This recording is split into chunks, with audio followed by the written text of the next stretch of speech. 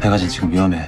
문도엽 그 새끼 아주 또라이라고. 안녕하세요. 드라마 오지랖입니다. 굳게 닫힌 3층 계단을 바라보며 아진의 눈빛이 바뀌었죠. 그리고 집사가 굳이 하지 않아도 될 전 사모님 이야기를 꺼내며 의도적으로 자극한 걸 보면 드라마는 드디어 본격적인 떡밥을 풀기 시작했습니다. 그런데 더 이상한 건 집사가 굳이 꺼낼 필요 없는 말을 꺼냈다는 겁니다. 전 사모님도 올라가지 못한 곳이에요. 누가 물어본 것도 아닌데 그건 떡밥이 아니라 거의 암시 수준입니다.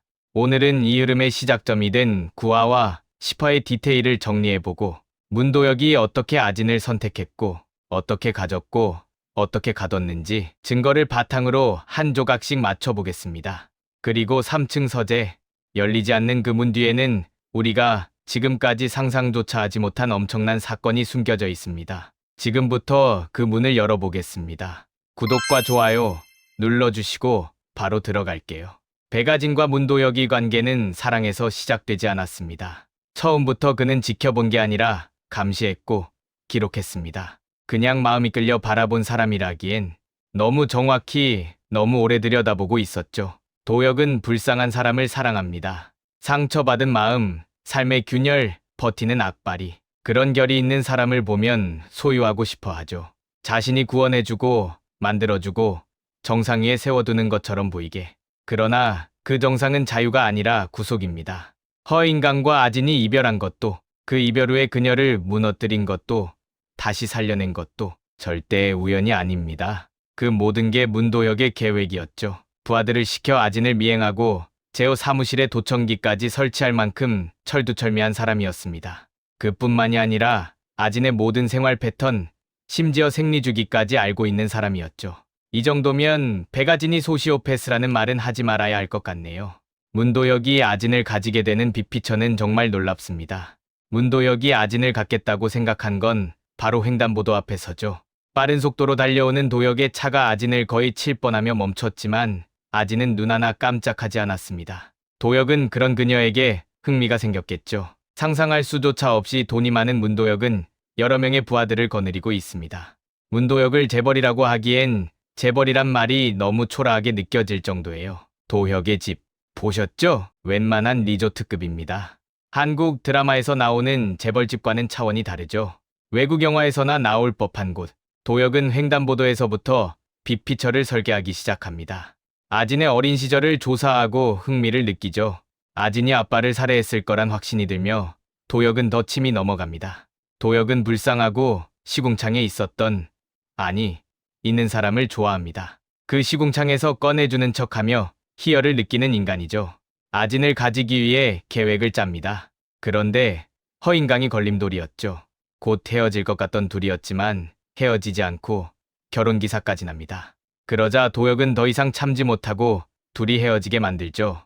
배가진은 높은 곳에 올라가길 원하는 아이였기에 그 심리를 교묘히 이용합니다. 결혼기사를 터뜨리고 허인강과 헤어져야 너가 정상에 오를 수 있다는 걸 느끼게 하죠.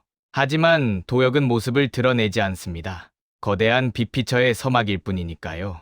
인강이 쉽게 받아들이지 못하고 그동안 먹던 수면제를 버리고 술까지 끊으려는 걸 보고 문도혁은 제거해야겠다는 생각을 하죠. 부하를 시켜 스스로 목숨을 끊은 것으로 조작합니다. 그뿐만이 아닙니다. 배가진을 무너뜨려야 도혁이 좋아하는 캐릭터로 변하죠. 엔터 대표는 인강과 끈끈한 인연이 있는 걸 알고 엔터 대표가 배가진을 끌어내리게 하죠. 아진이 다시 예전 시궁창으로 들어가려 할 때 도혁은 새로운 엔터사를 선물합니다. 그것도 아주 좋은 조건으로. 배가진은 마다할 이유가 전혀 없습니다. 그렇게 아진을 갖게 된 도혁은 아진 옆에 제호와 준서에게로 눈길을 돌립니다. 준서는 아직 쓸만한 가치가 있는지 남겨두고 제호를 따뜻한 곳으로 보내려 하죠. 물론 눈칫밥으로 지금까지 살아온 제호가 그리 쉽게 죽진 않습니다. 아진을 짝사랑하는 제호와 준서는 아진의 결혼으로 아진을 그리워하게 됩니다. 만나지도 통화하지도 않은 상태로 시간이 흐르자 둘이 만나 술을 마시죠. 서로를 위로라도 하듯이. 아진의 결혼 생활은 어떨까요? 궁궐 같은 집으로 입성한 아진은 왕비라도 된 것 같습니다. 화려한 드레스를 입고 궁궐을 누비며 메이드들의 도움을 받으며 처음엔 너무나 행복했습니다. 3층 계단에 굳게 닫힌 문을 보기 전까지는요. 우연히 집을 돌아다니다 3층 계단의 거대한 문을 보고 멈추게 되죠. 집사에게 문을 열어달라고 하지만 집사는 문도영만이 출입할 수 있는 곳이라고 합니다. 더 흥미가 느껴진 아지는 나도 여기 집주인인데 라고 하지만 집사는 흔들리지 않습니다. 전 사모님도 여긴 들어가지 못하셨습니다. 굳이 묻지도 않았는데 전 사모 이야기를 꺼내는 집사. 아지는 구미가 당깁니다. 재호에게 전 사모에 대해 알아보라고 하죠. 만날 수 있다면 만나게 해달라고. 한편 아지는 어디가 아픈지 화장대 서랍을 뒤집니다. 진통제를 먹고 뭔가 없는 듯 더 찾다 샤워하러 들어가죠. 그런데 샤워를 마친 아진이 화장대로 다시 돌아왔을 땐 생리대가 가지런히 놓여 있었죠. 정말 소름 끼치는 장면이었습니다. 문도혁이 감시한다는 걸 알고 있는 아진이었지만 본인이 지금 생리를 하는 것까지 안다고 생각하니 소름이 끼치죠. 그뿐만이 아니었어요. 이 궁궐 중앙엔 커다란 자명종이 있습니다. 그런데 시계가 아진이 아빠를 죽이던 그 시간에 맞춰져 있습니다. 아진은 이날 이후 잠도 제대로 못 자고 악몽에 시달립니다. 도혁은 이런 아진을 뒤에서 지켜보며 즐기고 있었습니다. 불행에 휩싸인 모습을 즐기는 사람이니까요. 그런데 시간이 지날수록 같은 모습만 봐서일까요? 문도혁은 새로운 인물을 입장시킵니다. 바로 심성희. 고등학교 때도 만년 2등이었던 심성희는 아진을 끌어내리기 위해 얄팍한 머리를 썼다든 통당했죠. 아빠의 불륜까지 터뜨리며 집안을 풍비박사를 내버려 성희는 이를 갈고 있었습니다. 도혁의 제안으로 메이드로 들어온 성희는 아진을 죽이려 합니다. 하지만 고등학교 때와 별반 다르지 않습니다. 본인이 가져온 칼에 본인 얼굴에 기스만 내죠. 이 둘을 흐뭇하게 지켜보고 있는 문도혁. 백아진을 소시오패스라고 하는데 문도혁에 비하면 아진은 세 발의 피입니다. 제호를 시켜 도혁의 전부인에 대해 조사하게 한 아진. 하지만 문도혁이 제호를 가만두지 않습니다. 도로에서 질주를 벌이죠. 제호는 무사히 빠져나갈 수 있을까요? 아무리 드라마지만 제호가 도혁을 이길 수는 없습니다. 최강의 군사 부하들과 도혁의 뛰어난 지능을 제호가 감당하기엔 너무 버겁죠. 어느 날 복도를 지나가는데 이상한 신음소리를 아진은 듣게 됩니다. 그 출처는 바로 3층이었죠. 더 이상 궁금함을 참지 못한 아진은 3층 계단을 올라갑니다. 방문을 연 순간 아진은 소스라치게 놀랍니다.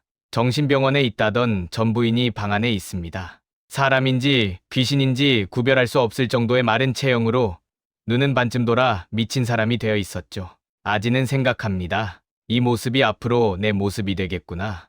문도혁의 궁궐로 들어와 처음 며칠을 제외하곤 아진에게 이곳은 감옥이나 마찬가지였습니다. 수많은 눈들 속에 감시당할 뿐 아니라 CCTV, 도청까지 하는 도혁을 감당할 수 없습니다.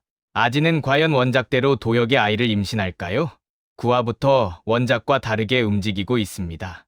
아진이 도혁의 아이 임신을 위해 준서가 운전기사 아들이라는 것을 밝히는데 갑작스럽게 준서의 엄마가 장례식장에서 밝혀버리죠.